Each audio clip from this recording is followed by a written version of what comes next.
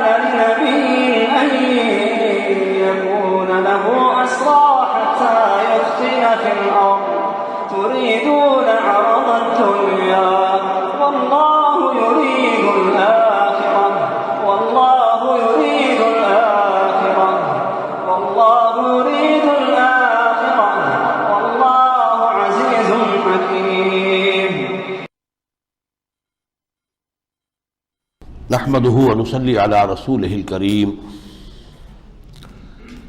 اما بعد فاعوذ بالله من الشيطان الرجيم بسم الله الرحمن الرحيم الف لام میم تنزيل الكتاب لا ريب فيه من رب العالمين ام يقولون افتراه بل هو الحق من ربك لتنذر قوما ما آتاهم من نذير من قبلك لعلهم يهتدون اللہ الذی خلق السماوات والارض وما بینہما فی ستۃ ایام ثم استوى علی العرش ما لکم من دونہ من ولی ولا شفیع افلا تتذکرون یدبر الامر من السماء الى الارض ثم یعرج الیہ فی یوم کان مقدارہ الف سنۃ مما تعدون ذلك عالم الغیب والشہادة العزیز الرحیم الذي احسن كل شيء خلقه وبدأ خلق الانسان من طین ثم جعل نسله من سلالة من ماء مهین ثم سواه ونفخ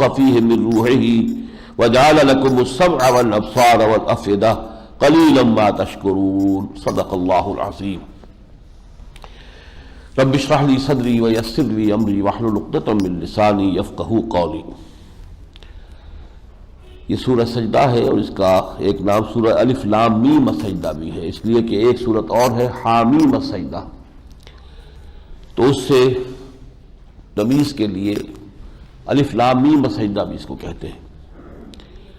اس سورت سے نبی اکرم صلی اللہ علیہ وسلم کو خصوصی ایک لگاؤ تھا، چنانچہ آپ کا معمول تھا کہ جمعے کے روز فجر کی نماز میں پہلی رکعت میں آپ اس سورہ مبارکہ کی قرأت کرتے تھے۔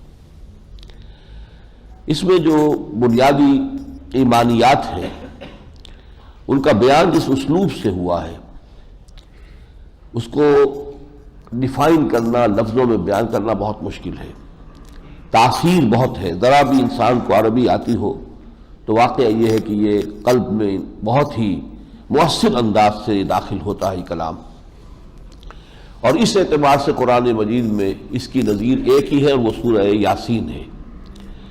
سورہ یاسین کو حضور صلی اللہ علیہ وسلم نے قلب القرآن قرار دیا ہے، وہ قرآن مجید کا دل ہے۔ تو جیسے دل دھڑکتا ہے ایسے ہی اس سورت کو پڑھتے ہوئے آدمی محسوس کرتا ہے کہ کوئی حرکت ہے جو انسان کو اپنی روح کے اندر محسوس ہو رہی ہے۔ بعین ہی یہی کیفیت اس سورہ مبارکہ کی ہے۔ الف لام میم تنزیل الکتاب لا ریب فیہ من رب العالمین، اس کتاب کا اتارا جانا ہے، اس میں کوئی شک نہیں کہ اس ہستی کی طرف سے جو تمام جہانوں کا آقا اور پروردگار ہے۔ ام یقولون افتراہ، کیا یہ کہتے ہیں کہ یہ انہوں نے گھڑ لیا ہے، یعنی محمد نے صلی اللہ علیہ وسلم۔ بل هو الحق من ربک لتنذر قوما ما آتاهم من نذیر، نہیں یہ تو حق ہے آپ کے رب کی طرف سے تاکہ آپ خبردار کر دیں اس قوم کو جس کے پاس آپ سے پہلے کوئی نذیر، کوئی خبردار کرنے والا نہیں آیا۔ یہ بنو اسماعیل ہے، حضرت اسماعیل کے بعد سے لے کر یوں سمجھیے کہ تقریباً اس وقت 2000 برس ہو چکے تھے کہ ان میں کوئی نبی نہیں آیا، تو یہ کسی شریعت سے واقف نہیں تھے، کوئی کتاب ان کے پاس نہیں تھی۔ لعلہم یہتدون، شاید کہ وہ ہدایت اخذ کر لیں۔ اللہ الذی خلق السماوات والارض وما بینہما فی ستۃ ایام، وہ اللہ وہ ہے جس نے آسمانوں اور زمین کی تخلیق کی اور جو کچھ اس کے مابین ہے ان سب کی 6 دنوں میں۔ ثم استوى علی العرش، پھر وہ تخت حکومت پر متمکن ہوا۔ ما لکم من دونہ من ولی ولا شفیع، تمہارے لیے نہیں ہے کوئی بھی اس کے سوائے یا اس کے مقابلے میں نہ کوئی حمایتی نہ کوئی سفارشی۔ افلا تتذکرون، تو کیا تم نصیحت حاصل نہیں کرتے؟ یدبر الامر من السماء الی الارض، وہ تدبیر کرتا ہے اپنے امر کی آسمان سے زمین کی طرف۔ ثم یعرج الیہ، پھر وہ چڑھتا ہے اس کی جانب۔ فی یوم کان مقدارہ الف سنۃ مما تعدون، ایک دن میں جس کی مقدار تمہاری گنتی کے حساب سے 1000 برس ہے۔ اس آیت کا مطلب یہ ہے کہ اللہ تعالیٰ کی ایک تقویم یہ ہے کہ اس کا ایک دن جو ہے وہ 1000 برس ہمارے حساب سے 1000 برس کے برابر ہے۔ اس کے ہاں جو پلاننگ ہوتی ہے وہ 1000 برس کی ہے۔ ایک معاملہ ہے کہ جس کا اللہ تعالیٰ فیصلہ کرتا ہے، وہ فرشتوں کے حوالے کرتا ہے، اس کی وہ تنفیذ کرتے ہیں، پھر اس کی جو بھی رپورٹیں ہیں وہ واپس اللہ کے حضور میں پیش ہوتی ہیں، اور یہ سارا کام 1000 برس میں مکمل ہوتا ہے، ایک تدبیر امر کا۔ اس کے بعد اگلا دن ہے، اگلا جو ہے 1000 سال ہے، اس کے اندر پھر اللہ تعالیٰ کی طرف سے جو نئی تدبیر ہے وہ فرشتوں کے حوالے کی جاتی ہے اور پھر اس کے مطابق نظام چلتا ہے۔ اسی آیت کے حوالے سے جلال الدین اکبر مغل اعظم کے دور میں کچھ علماء نے اس کو یہ پٹی پڑھائی تھی کہ یہ اللہ تعالیٰ کا یہ ایک دن جو تھا جس کے لیے حضور کا امر آیا تھا، حضور کا دین آیا تھا، وہ اب ختم ہو گیا، 1000 برس ہو گئے۔ دین محمدی کا دور ختم ہو چکا ہے، اب ایک نئے دین کا دور شروع ہو گیا ہے اور وہ دین اکبری ہے، وہ دین الہی ہے۔ اسی آیت کے حوالے سے ظاہر بات ہے کہ اکبر خود تو جاہل تھا، بالکل ان پڑھ تھا، لکھنا پڑھنا اسے بالکل نہیں آتا تھا، اگرچہ ویسے جینیس تھا، ذہین تھا، لیکن یہ کہ اس قسم کی پٹیاں پڑھانے والے جو ہوتے ہیں وہ اہل علم ہوتے ہیں، پھر جو ان کی اس قسم کی انہیں جو ہے پٹی پڑھاتے ہیں جس سے وہ فتنے شروع ہوتے ہیں۔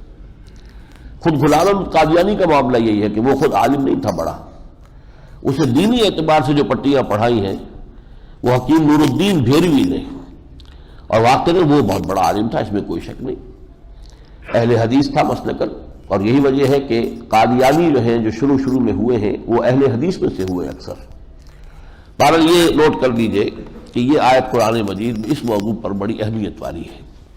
یدبر الامر من السماء الى الارض ثم یعرج الیہ فی یوم کان مقدارہ الف سنۃ مما تعدون ذالک عالم الغیب والشہادۃ العزیز الرحیم، یہ ہے، یہ ہستی ہے وہ جو سب کھلے اور چھپے، حاضر اور غائب کی جاننے والی ہے، زبردست ہے اور رحیم ہے۔ الذی احسن کل شیء خلقہ، جس نے جو شے بنائی بہت خوبصورت بنائی، بہت عمدہ بنائی، اس کی تخلیق کے اندر حسن ہے، تنوع ہے، کہیں کوئی آپ کو اس کے اندر نقص نظر نہیں آئے گا۔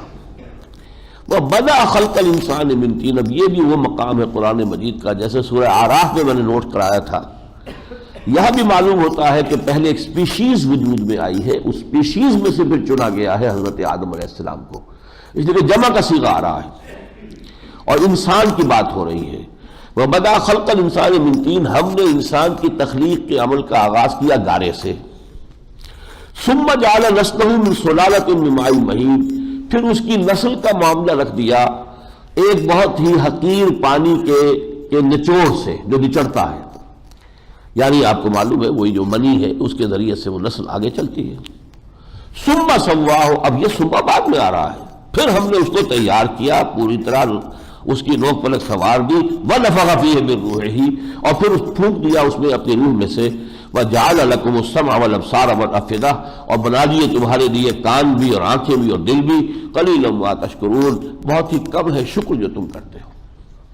تو یہاں بھی جمع کے صیغے سے بات شروع ہوئی ہے اور پھر جو ہے ایک واحد کے صیغے میں آئی ہے تو اس سے اندازہ یہ ہوتا ہے، اس نظریے کو تقویت پہنچتی ہے کہ ایک سپیشیز جو ہے وجود میں آئی ہے، پہلے ایک نوع وجود میں آئی ہے، اور چونکہ جو بھی ابتدائی جو مراحل تھے تخلیق کے، اس میں سیکس نہیں تھا، بلکہ یہ کہ وہ تو ایک جانور جو ہے وہ دو حصوں میں تقسیم ہو گیا، بس وہی اس کی دو اولادیں ہو گئی، خود اس کی جو ہستی ختم ہو گئی۔ رفتہ رفتہ پھر یہ ہے کہ جن سے بنی ہے، اور پھر یہ ہے کہ اس میں جب انسان کی تخلیق کا مرحلہ آیا ہے تو پھر اس میں روح پھونکی گئی۔ اصل یہ شے ہے، اصل میں ڈارون کے فلسفے میں جو سب سے بڑی گمراہی ہے وہ یہ ہے کہ وہ صرف انسان کے جسم اور حیوانی وجود کو دیکھتا ہے، اسی سے واقف ہے، روح سے بالکل بے خبر، بے پرواہ، بالکل اس کو اس کا کوئی احساس ہی نہیں، حالانکہ انسان کی اصل عظمت جو ہے اس کے روحانی وجود میں ہے۔ لیکن یہ کہ اس کو تو اگر انسان نے ادھر سے تو آنکھیں بند کر دی ہیں، تو پھر صرف حیوانی وجود کے اوپر جو کچھ اس نے فلسفہ ترازی کی ہے، اس کے نتائج بڑے گمراہ کن ہوئے ہیں، کہ نتیجہ پھر یہ نکلا کہ لوگوں نے یہ سمجھا کہ انسان بھی نرا حیوان ہے، تو فرق نہیں ہے، کوئی کوالٹیٹیو ڈفرنس نہیں ہے، کوانٹیٹیو ڈفرنس ہے۔ جیسے ایک گدھا ہے، گھوڑا ہے، گھوڑا زیادہ ریفائنڈ اینیمل ہے، گدھا ذرا کورس اینیمل ہے، یہی نا، اور کیا فرق ہے ان دونوں میں؟ اسی طرح شمپنزی ہے، گوریلاز ہے، یہ کورس قسم کے ہیں، اور یہ انسان ذرا ریفائنڈ قسم کا انسان ہے، بس، اور کیا فرق ہے؟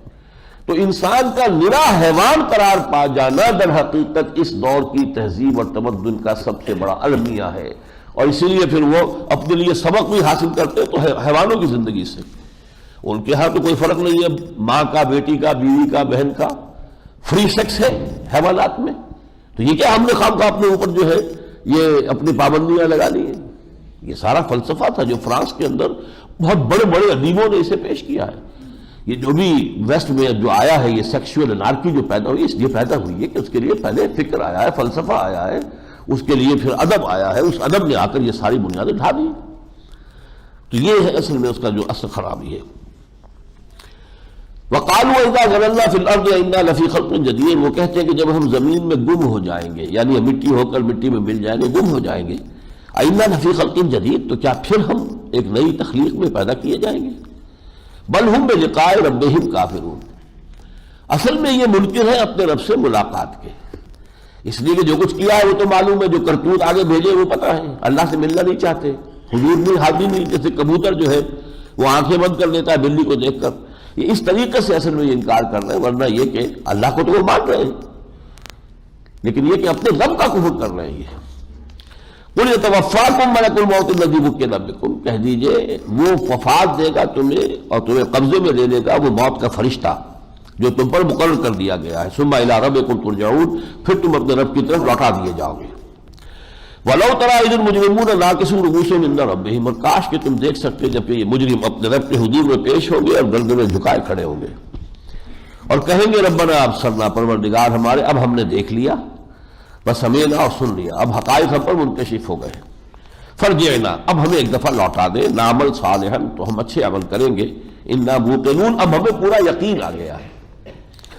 فرمایا ولو شئنا لآتینا کل نفس ہداہا، اب اس طرح پردے اٹھا کر حقائق دکھانے کے بعد تم ایمان لاؤ تو ہمارے ہاں اس کی کوئی قدر و قیمت نہیں ہے۔ اگر ہم چاہتے تو ہر ذی نفس کو، ہر جان کو اس کی ہدایت پہلے ہی دے دیتے، اگر ہم نے ہی دینی تھی ہدایت، یہ تو ایک امتحان تھا جس میں تم ناکام ہو چکے، اب تمہارے دوبارہ لوٹائے جانے کا کوئی امکان نہیں۔ ولیکن حق القول منی، لیکن میری تو یہ بات بھی تو پوری ہو کر رہنی ہے، لأملأن جہنم من الجنۃ والناس اجمعین، کہ میں بھر کر رہوں گا جہنم کو جنات سے بھی اور انسانوں سے بھی، سب سے۔ تو یہ میں نے جو جہنم پیدا کی ہوئی ہے اس کا ایندھن بھی مجھے درکار ہے۔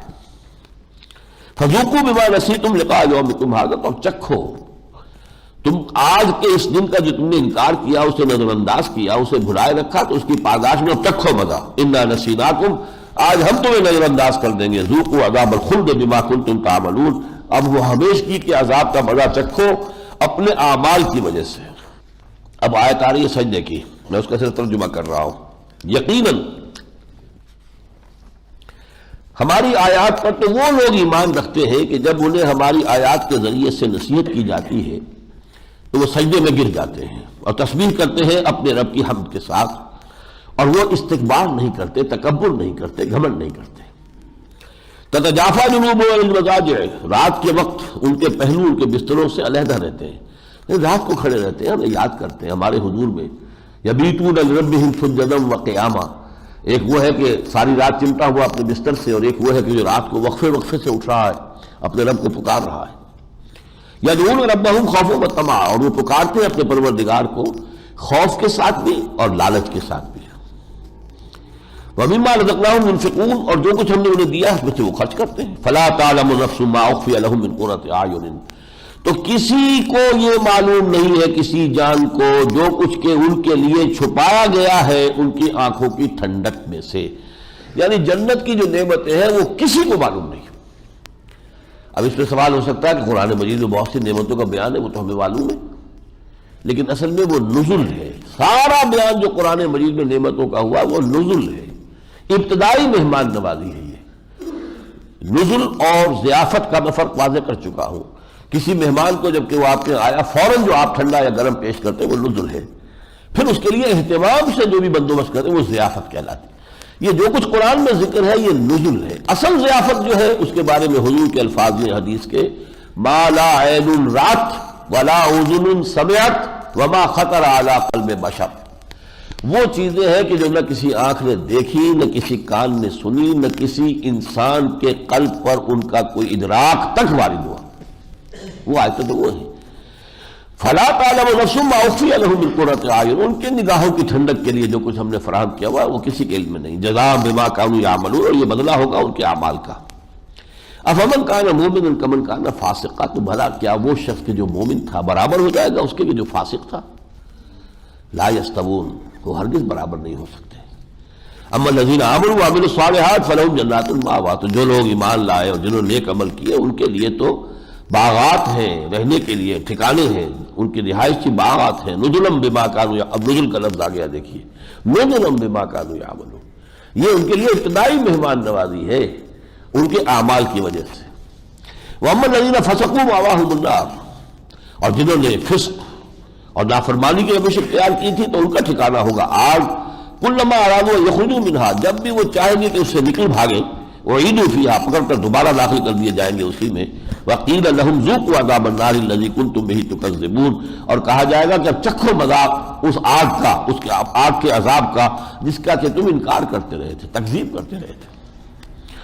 وَلَنُذِيقَنَّهُم مِّنَ الْعَذَابِ الْأَدْنَىٰ، یہ بہت اہم آیت ہے، دون العذاب الاکبر لعلہم یرجعون، اور ہم انہیں ضرور مزہ چکھائیں گے چھوٹے عذاب کا بڑے عذاب سے پہلے، شاید کہ یہ لوٹ آئیں۔ یہ اللہ کی وہ سنت ہے جو سورہ انعام میں بھی آئی، سورہ اعراف میں بھی آئی، کہ جب اللہ تعالیٰ کسی رسول کو بھیجتا تھا تو اس قوم کے اندر چھوٹے چھوٹے عذاب، کچھ ایسی چیزیں کہ جس سے گرفت ہو، کوئی قحط آ گیا، کوئی اور مصیبت آ گئی، لوگ جاگے، ہوش میں آئے، اللہ کی طرف رجوع کریں تو شاید زیادہ لوگ رسول کی دعوت کی طرف متوجہ ہو جائیں۔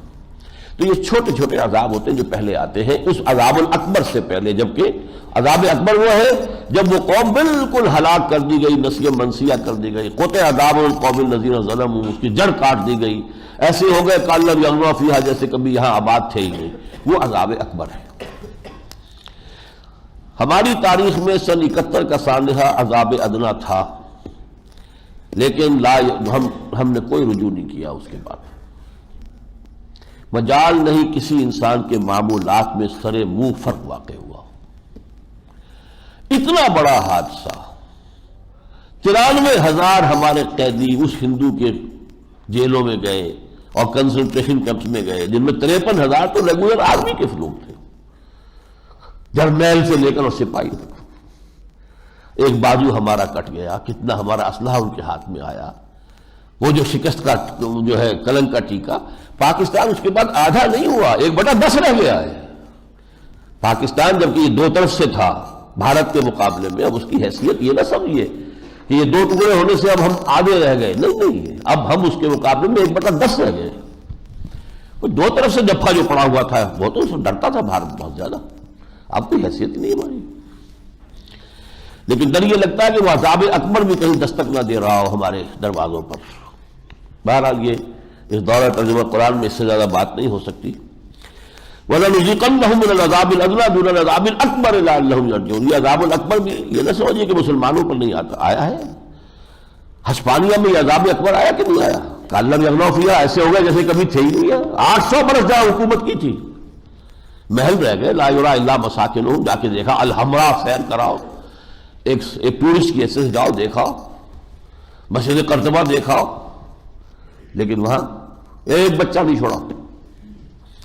وَمَنْ أَظْلَمُ مِمَّنْ ذُكِّرَ بِآيَاتِ رَبِّهِ ثُمَّ أَعْرَضَ عَنْهَا، اس سے بڑھ کر ظالم کون ہوگا جس سے نصیحت کی جائے اس کے رب کی آیات کے حوالے سے پھر بھی وہ اعراض کرے. فَبِأَيِّ حَدِيثٍ بَعْدَهُ يُؤْمِنُونَ، اب اس قرآن کے بعد اور کس بات پر وہ ایمان لائیں گے.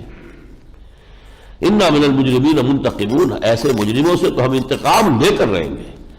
وَلَقَدْ آتَيْنَا مُوسَى الْكِتَابَ فَلَا تَكُنْ فِي مِرْيَةٍ مِّن لِقَائِهِ وَجَعَلْنَاهُ هُدًى لِبَنِي إِسْرَائِيلَ، ہم نے موسیٰ کو کتاب دی تھی تو اے نبی آپ کو کوئی شک نہ رہے اس سے ملاقات کی. ایک عام رائے یہ ہے کہ اس سے مراد ہے کہ شب معراج میں حضرت موسیٰ سے ملاقات ہوئی تھی، اس کی طرف اشارہ ہو رہا ہے. وَهُدًى وَجَعَلْنَاهُ هُدًى لِبَنِي إِسْرَائِيلَ، اور تورات کو ہم نے بنا دیا تھا ہدایت نامہ بنی اسرائیل کے لیے. وَجَعَلْنَا مِنْهُمْ أَئِمَّةً يَهْدُونَ بِأَمْرِنَا، اور ان میں ہم نے ایسے امام کھڑے کر دیے کہ جو ہمارے حکم سے لوگوں کو ہدایت دیتے تھے. لما صبروا، جبکہ وہ صبر کرتے تھے. ظاہر بات ہے جو شخص لوگوں کی ہدایت کی کوشش کرے گا اسے خود اپنی زندگی کے اندر بہت سے اعتبارات سے صبر کرنا پڑے گا. سب سے پہلے اپنی جو سٹیٹس ہے، زندگی کا معیار ہے، اس کو نیچے رکھنا پڑے گا، اس لیے کہ سارا وقت ساری توانائی جو ہے کمانے میں اور کما کر اپنے اس سٹیٹس سمبلز جو ہے ان کی پوجا کے اندر صرف کر دے گا تو کہاں کب دعوت دے گا، کس وقت میں دے گا. تو یہ صبر کی روش. وَجَعَلْنَا مِنْهُمْ أَئِمَّةً يَهْدُونَ بِأَمْرِنَا لَمَّا صَبَرُوا وَكَانُوا بِآيَاتِنَا يُوقِنُونَ، اور ہماری آیات پر وہ یقین رکھتے تھے. إِنَّ رَبَّكَ هُوَ يَفْصِلُ بَيْنَهُمْ يَوْمَ الْقِيَامَةِ فِيمَا كَانُوا فِيهِ يَخْتَلِفُونَ، یقیناً اے محمد آپ کا رب صلی اللہ علیہ وسلم فیصلہ کرے گا ان کے مابین قیامت کے دن جن چیزوں میں وہ اختلاف کرتے رہے تھے. اولم یہد لہم کم اہلکنا من قبلہم من القرون یمشون فی مساکنہم، کیا ان کے لیے یہ بات کافی نہ ہوئی، اس سے انہیں ہدایت نہ ملی کہ کتنی ہی قوموں کو ہم نے ان سے پہلے ہلاک کیا. وہ بھی تو اپنی بستیوں میں آتے جاتے تھے، پھرتے تھے، گھومتے تھے، ایاب و ذہاب تھا، رونقیں تھیں. ان فی ذلک لآیات فلا یسمعون، اس میں نشانیاں ہیں تو کیا وہ سنتے نہیں. اولم یروا انا نسوق الماء من الارض الجرز، کیا وہ دیکھتے نہیں کہ ہم پانی کو بہا کر اور ہانک کر لے جاتے ہیں ایک ایسی زمین کی طرف جو بالکل چٹیل اور بے آب و گیاہ پڑی ہوئی تھی، مردہ. فنخرج به زرعا، پھر اس سے ہم اسی زمین کے اندر سے جو ہے وہ زراعت پیدا کر دیتے ہیں، گھاس ہو گئی، کچھ اور چیزیں ہو گئی. تاکل منه انعامهم وانفسهم، جس میں سے کھاتے ہیں ان کے چوپائے بھی اور وہ ان کے خود بھی کھاتے ہیں. افلا یبصرون، تو کیا وہ دیکھتے نہیں ہیں.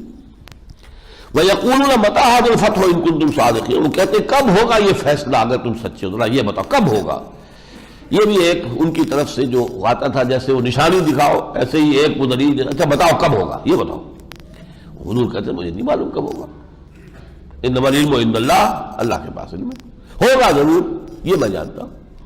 سورہ انبیاء کے آخر میں ہم پڑھ چکے ہیں، ان ادری قریب ام بعید ما توعدون، مجھے نہیں معلوم کہ جس چیز کا وعدہ تم سے کیا جا رہا ہے وہ قریب آ چکی ہے یا دور ہے، میں نہیں جانتا. وَإِنْ أَدْرِي لَعَلَّهُ فِتْنَةٌ لَكُمْ وَمَتَاعٌ لَّهٍ، مجھے نہیں معلوم، ہو سکتا ہے اللہ تمہاری رسی دراز کرے اور تمہیں ایک اور آزمائش کی جو ہے تمہارے لیے اللہ تعالیٰ اور مہلت دے دے، فریش لیز آف ایگزسٹنس تمہیں عطا کر دے. وَيَقُولُونَ مَتَىٰ هَٰذَا الْفَتْحُ إِن كُنتُمْ صَادِقِينَ قُلْ يَوْمُ الْفَتْحِ لَا يَنفَعُ الَّذِينَ كَفَرُوا إِيمَانُهُمْ، کہہ دیجئے وہ جو فیصلے کا دن جب آ جائے گا تو پھر کافروں کے لیے نفع بخش نہ ہوگا ایمان لانا، اس دن ایمان لانے کا فائدہ کچھ نہیں ہوگا. وَلَا هُمْ يُنظَرُونَ، اور نہ ہی انہیں پھر کوئی مہلت ملے گی. فَأَعْرِضْ عَنْهُمْ، تو اے نبی ان سے اعراض کیجئے، انہیں دفع کیجئے، ان کی طرف متوجہ نہ ہو، آپ اپنی توجہ ہٹا لیجئے ان کی جانب سے. وَانْتَظِرْ إِنَّهُمْ مُنْتَظِرُونَ، اور انتظار کیجئے اور یہ بھی انتظار کر رہے ہیں. اس میں آپ نے دیکھا کہ تیز ہے ردم جو ہے مضامین کا، اور اس کا ایک خاص جو انداز و اسلوب ہے، اور یہی اسلوب آپ کے پھر دیکھیں گے سورہ یاسین میں. اب وہ زیادہ دور بھی نہیں ہے، سورہ یاسین بھی جلدی آ جائے گی. سورۃ الاحزاب، اب یہ 8 صورتیں مکمل ہو گئی چوتھے گروپ کی مکیات. سورۃ الفرقان، سورۃ الشعراء، سورۃ النمل، سورۃ القصص، سورۃ العنکبوت، سورۃ الروم، سورۃ لقمان، سورۃ السجدہ. اب یہ ایک صورت ہے سورۃ الاحزاب، سن 5 میں نازل ہوئی ہے.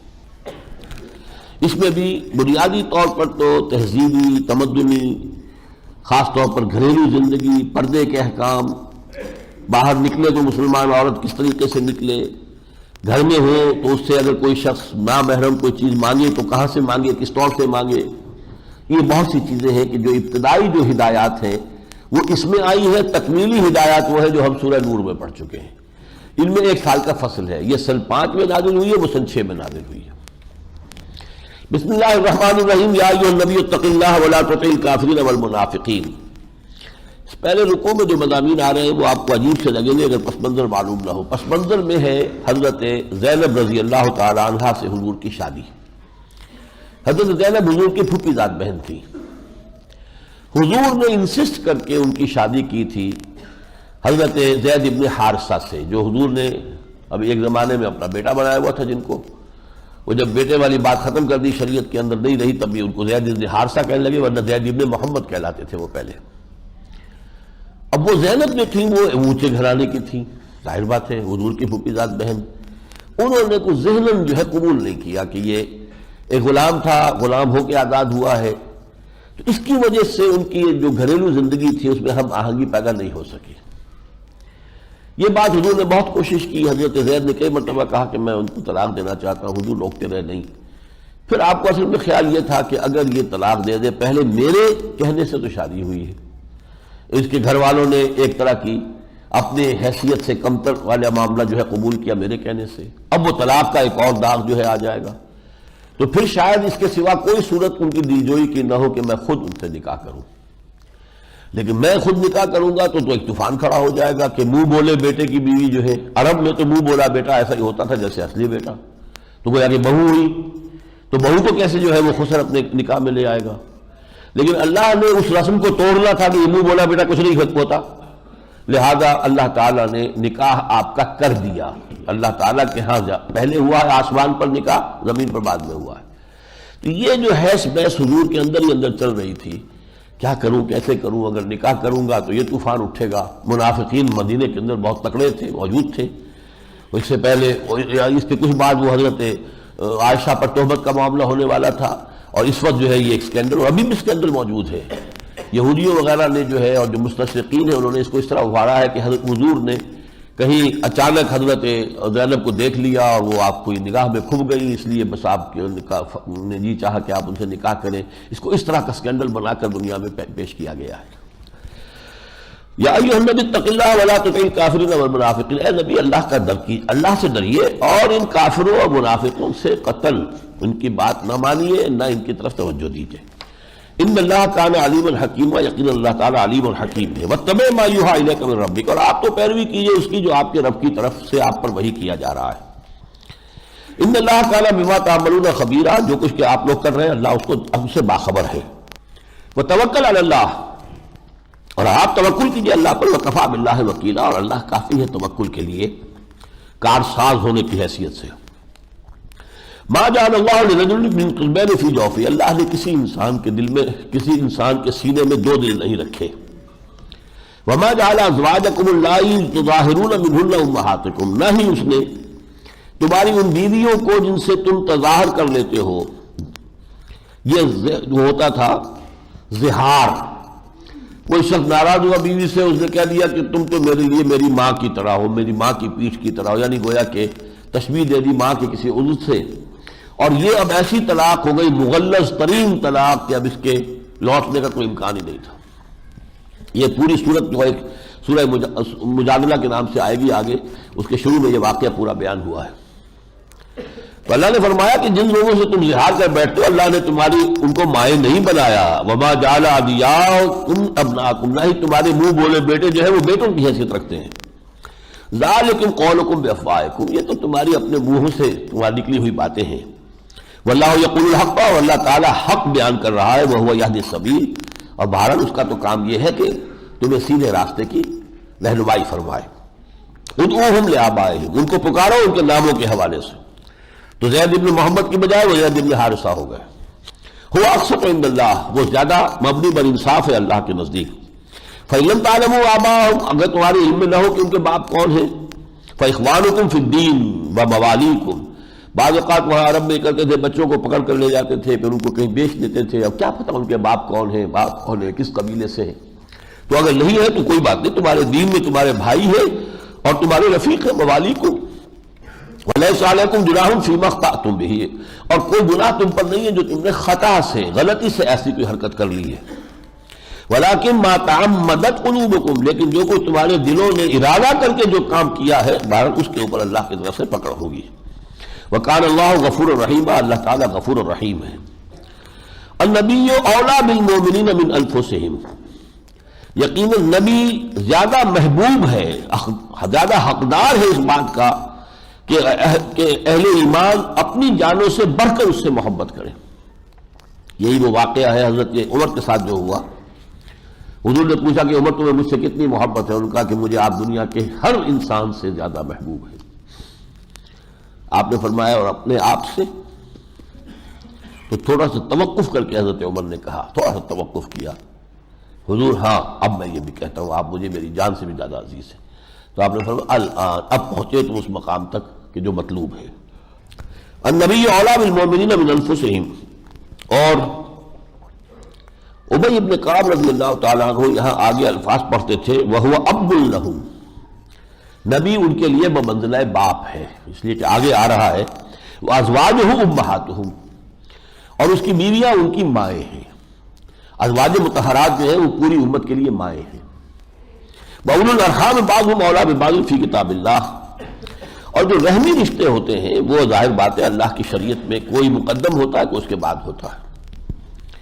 من المؤمنین والمہاجرین الا ان تفعلوا الی اولیاءکم معروفا، ہاں یہ کہ مہاجرین اور اہل ایمان میں سے جن لوگوں کے ساتھ تم کو نیک سلوک کرنا چاہو تو کرو، ٹھیک ہے بھلے انداز میں کرو، لیکن جب وراثت کا وقت آئے گا تو ظاہر بات ہے کہ اس میں کسی بھائی کا منہ بولے بھائی کا، منہ بولے بیٹے کا کوئی حصہ نہیں ہے. کان ذالک فی الکتاب مسطورا، اور یہ ساری چیزیں جو کتاب میں لکھی ہوئی ہیں. یہ چیزیں ہم پڑھ چکے ہیں سورہ نساء میں. وَإِذْ أَخَذْنَا مِنَ النَّبِيِّينَ مِيثَاقَهُمْ، اور یاد کرو جب کہ ہم نے انبیاء سے بھی ایک میثاق لیا تھا، وَمِنْكَ، اور اے نبی آپ سے بھی لیا تھا. یہ آل عمران کے اندر آیات 81-82 میں اس کا ذکر آ چکا ہے. وَمِن نُوحٍ وَإِبْرَاهِيمَ وَمُوسَىٰ وَعِيسَىٰ ابْنِ مَرْيَمَ، اور نوح سے بھی لیا تھا، ابراہیم سے بھی، موسیٰ سے، عیسیٰ ابن مریم سے. وَأَخَذْنَا مِنْهُم مِيثَاقًا غَلِيظًا، اور ہم نے ان سے لیا تھا بہت گاڑھا قول و قرار، بہت گاڑھا معاہدہ. وہ معاہدہ یہ تھا کہ جب بھی میں تمہیں کتاب دوں اور حکمت دوں، پھر یہ کہ دوسرا کوئی رسول آئے تو لازم ہوگا کہ تمہارے ماننے والے اس کی تصدیق کریں اور اس کی مدد کریں. یہ ہر نبی نے اپنی امتوں کو اس کی تلقین کی، سوائے محمد رسول اللہ نے کہ آپ نے صاف اعلان کر دیا میرے بعد کوئی نبی نہیں ہے. یہ سلسلہ جو ہے نبوت کا وہ آ کر مجھ پر ختم ہو گیا. وَأَعَدَّ لِلْكَافِرِينَ عَذَابًا أَلِيمًا لِيَسْأَلَ الصَّادِقِينَ عَنْ صِدْقِهِمْ، تاکہ اللہ تعالیٰ دریافت کرے، پوچھے سچوں سے ان کے سچ کے بارے میں. وَالْكَاذِبِينَ مِنْ كِذْبِهِمْ، یہ گویا کہ اس کے ہاں محذوف ہے، اور جھوٹوں سے ان کے جھوٹ کے بارے میں پوچھے.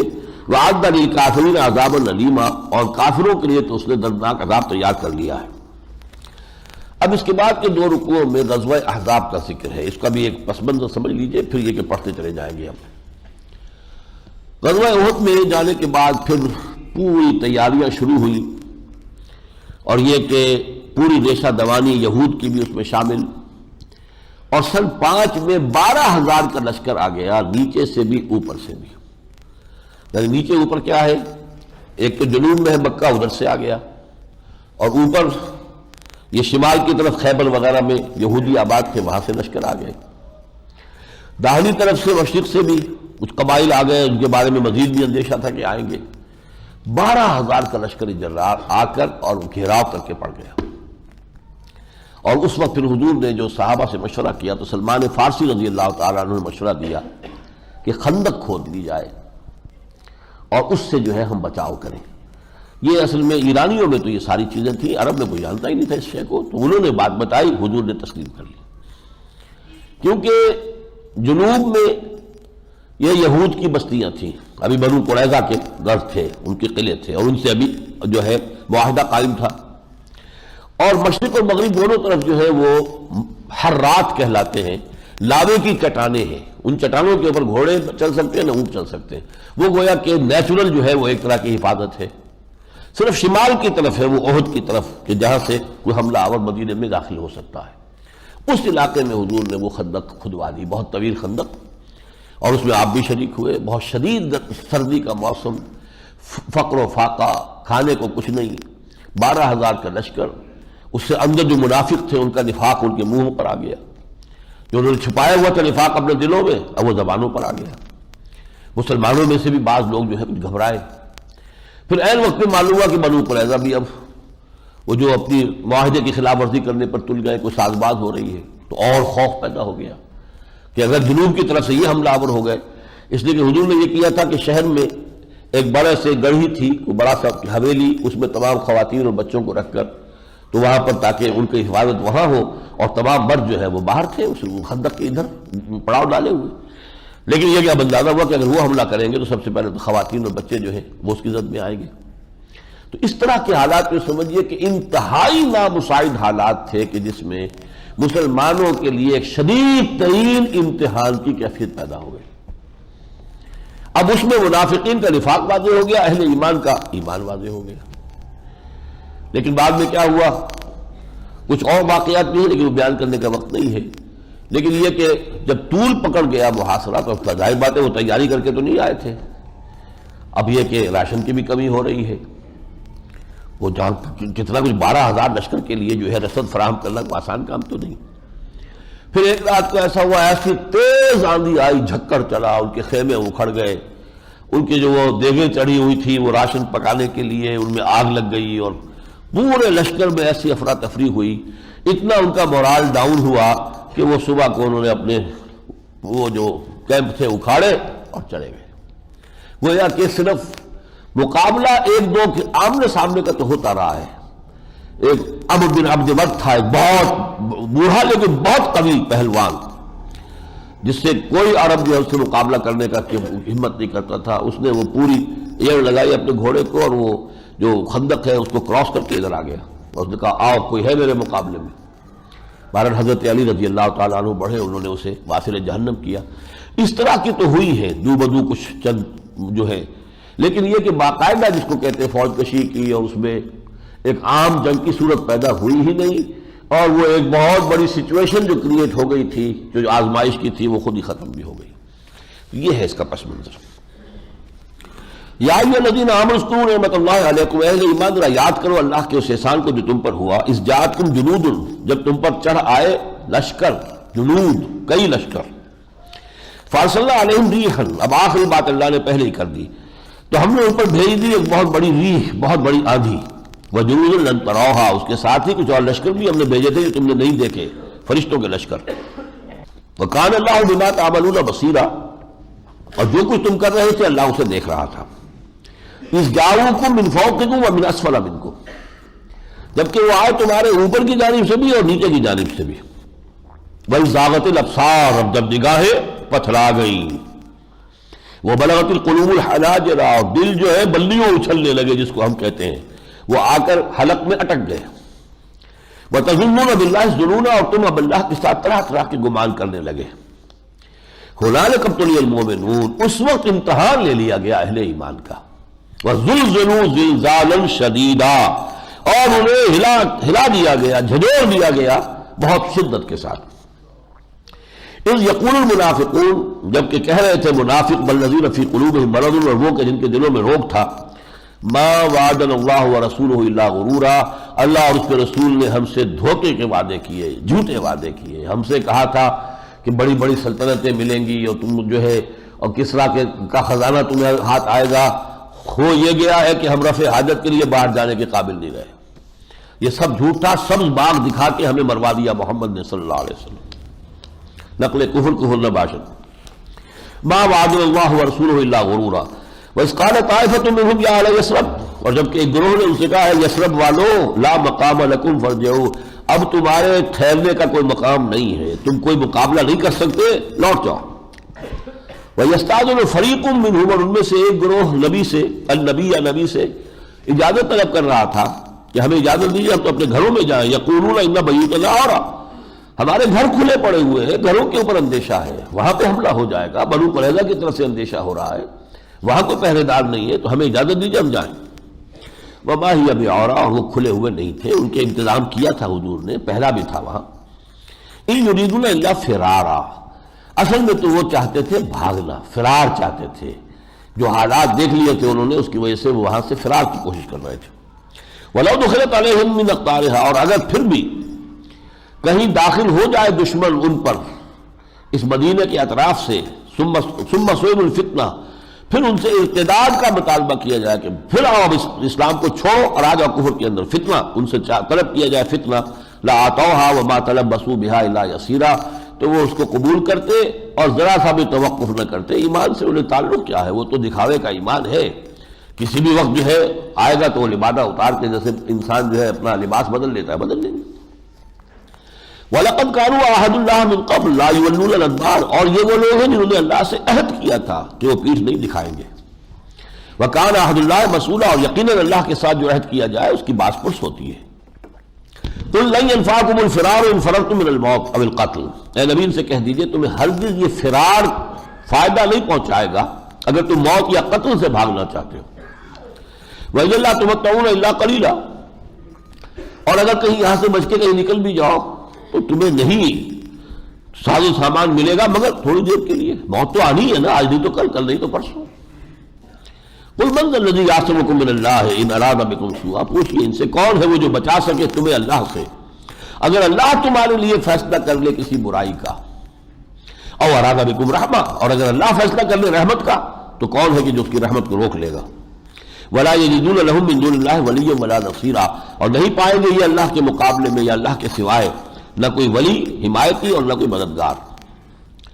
قد یعلم اللہ المعوقین منکم، اللہ کو خوب معلوم ہے وہ لوگ اللہ جانتا ہے ان لوگوں کو جو تعویق کرتے ہیں، تاخیر کرتے رہتے ہیں، یہ ہم پڑھ چکے ہیں سورہ نساء میں بھی، وہ پیچھے رہتے ہیں۔ والقائلین لاخوانہم، اور جو اپنے بھائیوں سے بھی کہتے ہیں ہلم الینا، کہاں جا رہے ہو، ادھر آ جاؤ ہمارے پاس آ جاؤ۔ ولا یاتون الباس الا قلیلا، اور وہ جنگ کے میدان میں حاضر نہیں ہوتے مگر صرف کبھی منہ دکھانے کے لیے حاضری اپنی لگوانے کو۔ اشیھۃ علیکم، یہ تمہارے حق میں بہت بخیل ہے، اے مسلمانوں تمہارے لیے کوئی خیر انہیں پسند نہیں ہے۔ فَإِذَا جَاءَ الْخَوْفُ رَأَيْتَهُمْ يَنظُرُونَ إِلَيْكَ تَدُورُ أَعْيُنُهُمْ كَالَّذِي يُخْشَىٰ عَلَيْهِ مِنَ الْمَوْتِ، اور جب کوئی خوف کا مرحلہ آ جاتا ہے تو اے نبی آپ دیکھتے ہیں ان کو کہ وہ آپ کی طرف دیکھتے ہیں اور اس طریقے سے ان کی نگاہیں جو ہے گردش کر رہی ہوتی ہے جیسے اس شخص کی جس پر موت کی غشی طاری ہو رہی ہو۔ جب موت کی غشی طاری ہو رہی ہو اور آنکھ جو ہے وہ گردش کرتی ہے، اب اس کا کوئی ہدف تو ہوتا نہیں اس وقت، اسی طرح ان کے اوپر دہشت کا یہ عالم ہے اور خوف کی یہ کیفیت ہے۔ فَإِذَا ذَهَبَ الْخَوْفُ، اور اگر وہ خوف کی حالت جو ہے رفع ہو جائے، لشکر واپس چلے جائے، سَلَقُوكُم بِأَلْسِنَةٍ حِدَادٍ، تو وہ تم پر چڑھ دوڑیں گے اپنی قینچیوں جیسی زبانوں کے ساتھ، پھر خوب باتیں کریں گے، وہ اپنی قربانیاں گنوائیں گے، اپنا ہم بھی ساتھ تھے۔ اشیھۃ علی الخیر، اور ڈھکے پڑتے ہوں گے وہ خیر پر، اگر کوئی مال غنیمت کہیں مل گیا ہے تو کوشش کریں گے کہ اس میں سے بس سارا کا سارا ہم سمیٹ لیں۔ اولئک لم یؤمنوا، یہ وہ لوگ ہیں جو حقیقتاً ایمان لائے ہی نہیں۔ فاحبط اللہ اعمالہم، تو اللہ نے ان کے تمام اعمال حبط کر دیے، ان کی نمازیں خواہ وہ مسجد نبی میں پڑھی گئی، نبی کی امامت میں پڑھی گئی، سب گئی۔ وکان ذلک علی اللہ یسیرا، اور یہ اللہ پر بہت آسان ہے۔ یحسبون الاحزاب لم یذهبوا، اب بھی یہ سمجھتے ہیں کہ ابھی وہ لشکر گئے نہیں ہیں، یعنی ان کے اعصاب پر اب بھی لرزہ طاری ہے، اگر وہ لشکر جا چکے، ایک خوف ہے کہ کہیں وہ تھوڑا سا دوبارہ پلٹ کر نہ آ جائے یا کوئی چال نہ ہو، یہ کہ ذرا پیچھے ہٹ کر اور مسلمانوں کو غفلت میں پکڑیں۔ یحسبون الاحزاب لم یذهبوا، اب وہ گئے نہیں ہیں۔ وَإِن یأتِ الْأَحْزَابُ یودوا لَوْ أَنَّهُمْ بَعْدُونَ فِي الْأَعْرَابِ، اور اگر کہیں دوبارہ یہ لشکر آ جائیں تو ان کی آرزو یہ ہوگی کاش کہ ہم کہیں باہر چلے گئے ہوتے اس مدینے سے، اعراب کے ساتھ، بادیہ نشینوں کے ساتھ صحرا میں ہوتے، یسألون عن انبائکم، اور وہاں سے تمہاری خبریں معلوم کرتے رہتے کہ اونٹ کس کروٹ بیٹھا۔ اگر تو مسلمانوں کا خاتمہ ہو گیا تو آ کر جو ہے وہ کفار کو راضی کرتے کہ ہم تو تھے ہی کافر، اصل میں تو ہم نے وقتی طور پر صرف اپنے آپ کو بچایا تھا اسلام کا کلمہ پڑھ کر، مسلمانوں کو فتح ہو گئی تو واپس آ جائیں گے کہ جناب ہم تو ہے ہی مسلمان۔ وَلَوْ كَانُوا فِيكُمْ مَا قَاتَلُوا إِلَّا قَلِيلًا، اور اگر یہ تمہارے مابین ہوتے تو قتال نہ کرتے مگر یوں ہی تھوڑا بہت دکھاوے کی خاطر۔ لَقَدْ كَانَ لَكُمْ فِي رَسُولِ اللَّهِ أُسْوَةٌ حَسَنَةٌ، اب یہ آیت جو ہے ہمارے ہاں میلاد کی تقریروں میں، وعظوں میں بہت بیان ہوتی ہے، لیکن یہ آیت قابل غور ہے کس کانٹیکسٹ میں آ رہی ہے۔ یہ جنگ کا کانٹیکسٹ ہے، جنگ احزاب کا کانٹیکسٹ ہے، اس کشمکش اور جد و جہد کے کلائمیکس کا معاملہ ہے جس میں کہا جا رہا ہے لقد کان لکم فی رسول اللہ اسوۃ حسنۃ لمن کان یرجو اللہ والیوم الآخر وذکر اللہ کثیرا، یقیناً تمہارے لیے اللہ کے رسول کی شخصیت میں ایک نہایت عمدہ اسوہ ہے، نمونہ ہے، مگر یہ کس کے لیے ہے؟ جیسے قرآن ہدایت تو ہے تمام انسانوں کے لیے، لیکن فائدہ وہی اٹھا سکتے ہیں جن میں تقویٰ ہو، ہدی للمتقین، ہدی للناس ہے اپنی جگہ پر، لیکن استفادہ کریں گے صرف متقی، ہدی للمتقین۔ ایسے ہی حضور کی شخصیت تو تمام انسانوں کے لیے اسوہ کاملہ ہے، لیکن فائدہ کون کریں اٹھائیں گے؟ لمن کان یرجو اللہ والیوم الآخر، وہ کہ جو اللہ سے ملاقات کا امیدوار ہے اور پچھلے دن پر یوم آخر پر ایمان رکھتا ہے، وذکر اللہ کثیرا، اور جو ذکر کرتا ہے اللہ کا کثرت کے ساتھ۔ وَلَمَّا رَأَى الْمُؤْمِنُونَ الْأَحْزَابَ، اب وہ تو تھا قول ان کا منافقین کا، مَا وَعَدَنَا اللَّهُ وَرَسُولُهُ إِلَّا غُرُورًا، ہم سے نہیں وعدہ کیا اللہ اور اس کے رسول نے مگر جھوٹا۔ اہل ایمان نے کیا کہا؟ وَلَمَّا رَأَى الْمُؤْمِنُونَ الْأَحْزَابَ، جب اہل ایمان نے دیکھا ان لشکروں کو، قالوا هذا ما وعدنا الله ورسوله، تو ان کا یہی تو ہے جس کا وعدہ کیا تھا ہم سے اللہ اور اس کے رسول نے۔ سورہ بقرہ میں کہہ دیا تھا وَلَنَبْلُوَنَّكُمْ بِشَيْءٍ مِّنَ الْخَوْفِ وَالْجُوعِ وَنَقْصٍ مِّنَ الْأَمْوَالِ وَالْأَنفُسِ وَالثَّمَرَاتِ، سورہ بقرہ میں کہہ دیا تھا، غزوہ بدر سے پہلے کہہ دیا تھا، یہ کوئی نئی بات تو نہیں ہے۔ هذا ما وعد الله ورسوله وصدق الله ورسوله، یہی تو ہے جس کا وعدہ کیا تھا ہم سے اللہ نے اور اس کے رسول نے، اور بالکل سچ کہا تھا اللہ نے بھی اور اس کے رسول نے بھی۔ وما زادهم الا ایمانا وتسلیما، اور ان کے اندر تو اضافہ ہوا ان کے ایمان اور تسلیم میں، سر تسلیم خم ہے جو مزاج یار میں آئے، اہل ایمان کا ایمان بڑھ گیا اور اہل نفاق کا نفاق ان کے دلوں سے نکل کر ان کی زبانوں پر آ گیا۔ من المؤمنین رجال، اہل ایمان میں سے وہ جواں مرد ہیں، باہمت لوگ ہیں، صدقوا ما عہد اللہ علیہ، جنہوں نے سچا کر دیا ہے وہ وعدہ جو انہوں نے اللہ سے کیا تھا، جو عہد کیا تھا۔ وہ عہد کیا تھا؟ ان اللہ اشترى من المؤمنین انفسهم واموالهم بان لهم الجنہ فمنهم من قضى نحبه، ان میں سے وہ بھی ہیں جو اپنی نظر پیش کر چکے، جانیں دے چکے اور اپنی نظر پوری کر چکے، ومنهم من ينتظر، اور باقی جو ہے وہ بھی منتظر ہے کہ کب ہماری بھی باری آئے اور ہم بھی اللہ کی راہ میں گردنیں کٹا کر سرخرو ہو جائیں۔ وبال دوش ہے سر جس میں ناتواں پہ مگر لگا رکھا ہے تیرے خنجر و ثنا کے لیے، تو سر تسلیم خم، وہ تو منتظر ہے کب وقت آئے۔ وما بدلوا تبدیلا، انہوں نے کوئی تبدیلی نہیں کی اپنے عہد کے اندر۔ لیجزی اللہ الصادقین بصدقہم، تاکہ اللہ بدلہ دے سچوں کو ان کی سچائی کا۔ ویعذب المنافقین ان شاء، اور چاہے تو منافقوں کو سزا دے دے، اور یتوب علیہم، یا ان کو ان کی توبہ کی توفیق ان کو دے دے۔ ان اللہ کان غفور الرحیم، یقیناً اللہ تعالی غفور الرحیم ہے۔ ورد اللہ الذین کفروا بغیظہم لم ینالوا خیرا، اللہ نے لوٹا دیا ان کافروں کو، وہ 12,000 کا لشکر، بغیظہم، اپنے غم و غصے کو لے کر وہاں سے چلے گئے۔ لم ینالوا خیرا، انہیں کوئی خیر حاصل نہیں ہوا، کوئی فتح حاصل نہیں ہوئی، کوئی کامیابی حاصل نہیں ہوئی۔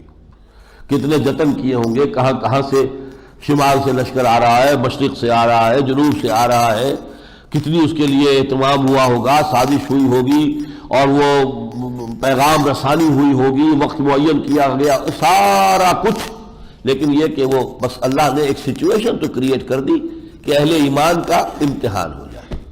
یہ امتحان کا پورا فلسفہ سورہ آل عمران میں بہت مفصل پڑھ چکے ہیں۔ وَكَفَى اللَّهُ الْمُؤْمِنِينَ الْقِتَالَ، اور اللہ کافی ہو گیا مومنین کی طرف سے قتال کے لیے۔ اہل ایمان کو تو لڑنا ہی نہیں پڑا، اللہ تعالیٰ نے اپنی آندھی کے ذریعے سے اور اپنے فرشتوں کے ذریعے سے انہیں بھگا دیا۔ وَكَانَ اللَّهُ قَوِيًّا عَزِيزًا، اور یقیناً اللہ تعالیٰ زوردار ہے، قوی ہے اور عزیز ہے، زبردست ہے۔ وَأَنزَلَ الَّذِينَ ظَاهَرُوهُم مِّنْ أَهْلِ الْكِتَابِ، اور اللہ نے پھر ان کو بھی کہ اہل کتاب میں سے جنہوں نے اس کے ساتھ گٹھ جوڑ کیا تھا، یہ جو وعدہ خلافی کی اس موقع پر عہد کی خلاف ورزی کی بنو قریظہ نے، من سیاسیہم، ان کے قلعوں سے اتارا۔ غزوہ احزاب جو ختم ہوا ہے تو یہ روایت آتی ہے کہ حضور اپنے ہتھیار اتار رہے تھے کہ حضرت جبرائیل تشریف لائے، کہا کہ آپ ہتھیار اتار رہے ہیں، ہم نے تو ابھی ہتھیار نہیں اتارے ہیں، ابھی بنو قریظہ کو ان کی بدعہدی کی سزا دینی ہے، لہذا فوراً کوچ کیجئے اور بنو قریظہ پر حملہ کیجئے۔ تو حضور نے اعلان عام کر دیا کہ کوئی مسلمان عصر کی نماز نہ پڑھے جب تک کہ وہ بنو قریظہ کے علاقے میں نہ پہنچ جائے۔ اس میں ایک اختلاف بھی ہو گیا، کچھ لوگوں کا جو جب جا رہے تھے کچھ دیر ہو گئی، عصر کا نماز القضا ہو رہی تھی، تو دونوں میں اختلاف ہو گیا۔ ایک گروہ نے یہ کہا کہ حضور نے جو یہ کہا تھا تو یہ مطلب نہیں تھا کہ نماز قضا کر دو، بلکہ یہ تھا کہ پہنچنے کی کوشش کرو عصر سے پہلے پہلے۔ اب اگر ہم کسی وجہ سے نہیں پہنچ پائے ہیں تو ہمیں نماز قضا نہیں کرنی چاہیے، پڑھ لینی چاہیے۔ دوسروں نے کہا کہ نہیں، حضور نے تو کہا تھا کہ نماز مت پڑھو جب تک کہ وہاں نہ پہنچو، ہم تو نہیں پڑھیں گے۔ دونوں نے اپنی اپنی رائے پر عمل کیا، بعد میں حضور کو بتایا گیا تو حضور نے فرمایا دونوں نے ٹھیک کیا، یعنی یہ ان کی تعویل تھی۔ ایک نے حضور کے قول کا یہ مطلب سمجھا، اس کے اوپر عمل کر لیا، دوسرے نے یہ مطلب سمجھا، اس پر عمل کر لیا۔ دونوں نے حضور کے فرمان پر عمل کیا ہے۔ تو ان کا جب محاصرہ ہوا ہے تو اس کے بعد ان میں یہ ہمت تو تھی نہیں کہ وہ مقابلہ کر سکتے، وہ اپنے قلعوں سے نیچے اتر آئے۔ وَقَذَفَ فِي قُلُوبِهِمُ الرُّعْبَ، اللہ تعالیٰ نے ان کے دلوں میں رعب ڈال دیا۔ فَرِيقًا تَقْتُلُونَ وَتَأْسِرُونَ فَرِيقًا، کہ ان کے کچھ لوگوں کو تم قتل کر رہے ہو اور کچھ کو تم نے قید کر لیا ہے۔ وَأَوْرَثَكُمْ أَرْضَهُمْ وَدِيَارَهُمْ، یہ غزوہ بنی قریظہ کہلاتا ہے، یہ ضمیمہ کہہ لیجئے، تتمہ کہہ لیجئے غزوہ احزاب کا، غزوہ بنی قریظہ۔ وَأَوْرَثَكُمْ، اور وراثت دے دیا تمہیں، وراثت دے دی، وارث بنا دیا تمہیں ان کی زمینوں کا بھی اور ان کے گھروں کا بھی، وَأَمْوَالَهُمْ، اور ان کے مالوں کا بھی، وَأَرْضًا لَمْ تَطَئُوهَا، اور وہ زمین بھی جس پر کہ ابھی تمہارے قدم نہیں پھرے ہیں، یعنی یہ ہے ارض خیبر۔ اب یہ یہاں سے جا کر جو ہے جتنے بھی یہودی قبیلے جلا وطن ہوئے تھے، بنو نضیر اور بنو قینقاع، یہ سب گئے ہیں وہاں، اور جا کر وہاں بڑا گڑھ بنا ہے۔ تو یہیں پر پہلے کی خبر دے دی ہے کہ وہ وقت بھی زیادہ دور نہیں ہے کہ وہ خیبر بھی، وہاں پر بھی اللہ اور اس کے رسول ان کو فتح حاصل ہوگی اور وہ بھی دارالاسلام میں شامل ہو جائیں گے۔ وَكَانَ اللَّهُ عَلَىٰ كُلِّ شَيْءٍ قَدِيرًا، اور یقیناً اللہ تعالیٰ ہر چیز پر قادر ہے۔ اب یہاں سے پھر شروع ہو رہا ہے سورت کا وہ دوسرا مضمون، وہ جو سماجی اور تہذیبی آداب۔ یا ایھا النبی قل لازواجک، اے نبی کہہ دیجئے اپنی بیویوں سے، ان کنتن تردن الحیات الدنیا وزینتها، اگر تو تمہیں مطلوب ہے دنیا کی زینت، حیات دنیاوی کی زینت اور اس کا مال و متاع، فتعالین امتعکن واسرحکن سراحا جمیلا، تو آؤ میں تمہیں دنیاوی ساز و سامان دے کر پھر اپنے ہاتھ سے رخصت کر دوں خوبصورتی کے ساتھ۔ میرے ہاں رہنا ہے تو اسی فقر و فاقے کو اختیار کرنا ہوگا۔ یہ بہت اہم واقعہ ہے، واقعہ ایلا کہلاتا ہے۔ ازواج مطہرات کا مطالبہ یہ تھا کہ اب تو عام مسلمانوں کے گھروں میں بھی بڑی فراخی آ گئی ہے، وہ تنگی کے دور گزر گیا ہے، اس لیے کہ بنو نضیر کا بھی بہت سا مال ملا مسلمانوں کو اور بہت سی فتوحات حاصل ہوئی، تو اب تو مسلمانوں کے ہاں جو ہے وہ بہت کشادگی ہے، تو ہمارا بھی نام نفقہ کچھ بڑھایا جائے۔ حضور نے فرمایا نہیں، تمہیں اسی پر رہنا، ہمارا اختیاری فقر جو ہے جو کا تو رہے گا۔ ہاں اگر تمہیں دنیاوی ساز و سامان کی طلب پیدا ہو گئی تو میں تمہیں رخصت کر دیتا ہوں، دے دلا کر ساز و سامان، میرے ہاں نہیں رہ سکتے پھر۔ وَإِن كُنتُمْ لَتُرِدْنَ اللَّهَ وَرَسُولَهُ، اگر تم رہنا چاہتی ہو، اگر مطلوب ہے تمہارے اللہ اور اس کا رسول، اگر محبت جو ہے اللہ اور اس کے رسول سے ہے، وَالدَّارَ الْآخِرَةَ، اور پچھلے گھر سے آخرت سے ہے، فَإِنَّ اللَّهَ أَعَدَّ لِلْمُحْسِنَاتِ مِنكُنَّ أَجْرًا عَظِيمًا، تو اللہ تعالیٰ نے جو بھی تم میں سے احسان کی روش اختیار کریں گی ان کے لیے بہت بڑا اجر جو ہے تیار کر رکھا ہے۔ اب طے کر لو آخرت چاہیے یا دنیا چاہیے۔ آخرت چاہیے تو یہاں کا فقر ہوگا، چاہے دنیا میں لوگوں کو آسائشیں ہو جائیں، میرے ہاں نہیں ہوگی۔ یا نساء النبی من یات منکن بفاحشۃ مبینۃ یضاعف لها العذاب ضعفین، اے نبی کی بیویوں، جو کوئی بھی تم میں سے کسی صریح بے حیائی کی مرتکب ہوئی تو اس کو سزا ملے گی دگنی۔ وکان ذلک علی اللہ یسیرا، اور یہ اللہ پر بہت آسان ہے، یعنی ہمارے رسول تمہارے شوہر تمہیں بچا نہیں سکیں گے، جیسا کہ حضرت نوح اور حضرت لوط جو ہے وہ اپنی بیویوں کو بچا نہیں سکے۔ وَمَنْ يَقْنُتْ مِنْكُنَّ لِلَّهِ وَرَسُولِهِ، اور جو کوئی بھی تم میں سے فرما برداری اختیار کرے اللہ کے اور اس کے رسول کی، وَتَعْمَلْ صَالِحًا، اور نیک عمل کرے، نُؤْتِهَا أَجْرَهَا مَرَّتَيْنِ، تو ہم اسے اس کا اجر بھی دیں گے 2 مرتبہ دگنا۔ وَأَعْتَدْنَا لَهَا رِزْقًا كَرِيمًا، اور اس کے لیے ہم نے بہت عمدہ رزق فراہم کر رکھا ہے۔ یہ دوہرا اجر کیوں ہوگا؟ اس لیے کہ یہ امہات المومنین جو ہے ازواج مطہرات، یہی امت کی خواتین کے لیے اسوہ بننے والی ہے۔ حضور کی زندگی ہر انسان کے لیے مکمل اسوہ ہے، سپہ سالار کے لیے، حاکم کے لیے، قاضی کے لیے، زندگی اتنی بھرپور آپ نے گزاری ہے کہ جس کا بھی آپ تصور کریں گے، آپ امام بھی تھے، آپ خطیب بھی تھے مسجد نبوی کے، آپ مربی بھی تھے، مزکی بھی تھے، داعی بھی تھے، مبلغ بھی تھے، سپہ سالار، کوئی حیثیت ہے ہی نہیں کہ جو آپ میں نہ ہو۔ لہذا ہر حیثیت سے وہ مکمل اسوہ ہے سوائے ایک۔ وہ ایک کیا ہے؟ عورتوں کے لیے جو ان کی زندگی کا نسوانی پہلو ہے خاص، اس میں تو حضور اسوہ نہیں بن سکتے، حضور تو مرد ہیں۔ یہ خلا ہے جو ازواج مطہرات سے اللہ نے پورا کرایا، ازواج مطہرات اسوہ بنی۔ لہذا جو حکم بھی آ رہا ہے یہاں پر پہلے ازواج مطہرات کو دیا جا رہا ہے۔ چیریٹی بگنز ایٹ ہوم، گھر سے شروع کرو اس اصلاحی عمل کو، اور پھر یہ مسلمان مردوں اور عورتوں کے اندر اور عورتوں میں خاص طور پہ پھیلتا چلا جائے۔ اسی کو کچھ لوگوں نے دلیل بنا لیا، یہ احکام تو صرف حضور کی بیویوں کے لیے تھے۔ دماغ خراب ہے۔ حضور کی بیویوں کو خطاب کیا گیا اس لیے کہ تمہیں اسوہ بننا ہے، پہلے تم کرو۔ یہ نہیں کہ وہ لیڈر لوگ جو ہوتے ہیں کہ جو دوسروں کو واز کہتے پھر اپنے گھر میں جو ہے ان کے معاملہ چوپٹ ہو۔ حضور نے تو جو کیا پہلے خود کیا، اور خواتین کے معاملے میں جو کچھ اصلاحات آئی تو پہلے اپنی بیویوں پر نافذ کی، پھر دوسروں پر۔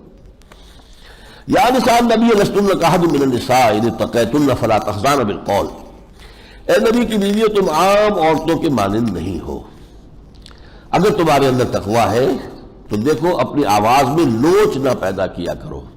اب دیکھیے عورت کے آواز میں بھی ایک نسوانی حسن ہے، اب اگر اس میں مزید کچھ لوچ شامل ہو جائے، چاہے بغیر نیت کے ہے، تو اس کے اندر اور حسن بڑھ جائے گا۔ اب کوئی شریر آدمی ہے وہ بات کر رہا ہے، اور انہوں نے تو اپنی طرف سے شرافت کا انداز اختیار کر کے انہیں جواب دیا ہے، لیکن ایسا نہ ہو فَيَطْمَعَ الَّذِي فِي قَلْبِهِ مَرَضٌ، کہ کوئی طمع لے بیٹھے وہ شخص جس کے دل میں روگ ہے، وہ سمجھے کہ ان کا جو میلان میری طرف ہے، کوئی توجہ ہے ان کی، کوئی میری طرف عنایت ہے۔ اور یہ سکینڈلز اٹھانے کے لیے جو وہاں پہ منافقین کا ففتھ کالمسٹ عنصر تھا وہ موجود تھا، ذرا سا کوئی معاملہ اسے اٹھا کر کھڑا کر دے اور حضور کو بدنام کر دے تو ساری اخلاقی ساکھ جو ہے وہ ختم ہو کر رہ جائے۔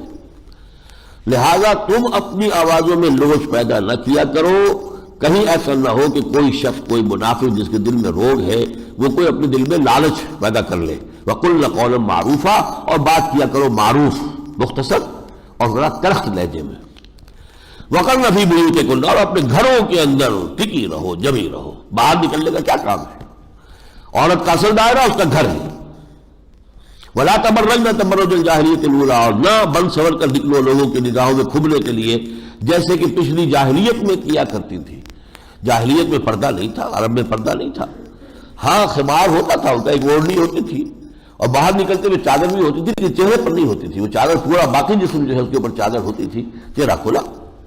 اب عورت کا ظاہر بات ہے کہ وہ تو پھر چاہتی ہے کہ نگاہوں میں آ جائے، کھپ جائے، جیسا کہ اب آپ مغرب میں جا کر دیکھیے عورت نگاہوں میں آنے کے لیے معلوم ہوتا ہے کہ لباس سے بالکل باہر آنے کے لیے بے قرار ہے، وہ دھجیاں کوئی رہ گئی ہے، کوئی کہیں لگی ہوئی، اللہ اللہ خیر صلی اللہ، وہ بھی شاید انہیں تو اپنے اوپر بہت ہی بار محسوس ہوتی ہوگی۔ تو فرمایا وہ جو تبرج تھا اس کو چھوڑ دو، وَأَقِمْنَ الصَّلَاةَ، اور نماز قائم رکھو، وَآتِينَ الزَّكَاةَ، اور زکوٰۃ ادا کرو، وَأَطِيعْنَ اللَّهَ وَرَسُولَهُ، اور اطاعت کرو اللہ کی اور اس کے رسول کی۔ إِنَّمَا يُرِيدُ اللَّهُ لِيُذْهِبَ عَنكُمُ الرِّجْسَ أَهْلَ الْبَيْتِ، دیکھو اے اللہ کے رسول کے گھر والیوں، ابھی اہل البیت آ گیا جو میں نے پہلے توجہ دلائی تھی کہ اہل البیت سے مراد بیویاں ہیں، یہاں کن سے خطاب ہو رہا ہے؟ سارا بیویوں سے ہو رہا ہے۔ اللہ تعالیٰ تو یہ چاہتا ہے نبی کی بیویوں کہ تم سے رجس کو، گندگی کو بالکل دور کر دے، وَيُطَهِّرَكُمْ تَطْهِيرًا، اور تمہیں بالکل پاک صاف کر دے، کوئی بھی نجاست، کسی طرح کی کوئی آلودگی، کوئی شبہ والی بات بھی نہ کسی کے لیے پیدا ہو، کہیں انگلی رکھنے کا کوئی موقع نہ تمہارے لیے آئے، تمہارا کردار، تمہاری سیرت اتنی نکھری ہوئی، اتنی ستھری، اتنی پاک، اتنی صاف ہو۔ وَاذْكُرْنَ مَا يُتْلَىٰ فِي بُيُوتِكُنَّ مِنْ آيَاتِ اللَّهِ وَالْحِكْمَةِ، اور پڑھتی رہا کرو، یاد کرتی رہا کرو جو تمہارے گھروں میں جو تلاوت ہوتی ہے اللہ کی آیات کی۔ ظاہر بات ہے حضور کے حجرے تھے، ازواج مطہرات تھی، وہاں وحی بھی نازل ہوتی تھی، اور جو حکمت جو ہے حضور کی زبان مبارک سے جو موتی نکل رہے ہیں حکمت کے، سب سے زیادہ تو تمہارے علم میں آ رہے ہیں۔ ان اللہ کان لطیفا خبیرا، یقیناً اللہ تعالیٰ باخبر ہے اور بہت باریک بین ہے۔ بارک اللہ لی ولکم فی القرآن العظیم ونفعنی وإیاکم بالآیات والذکر الحکیم۔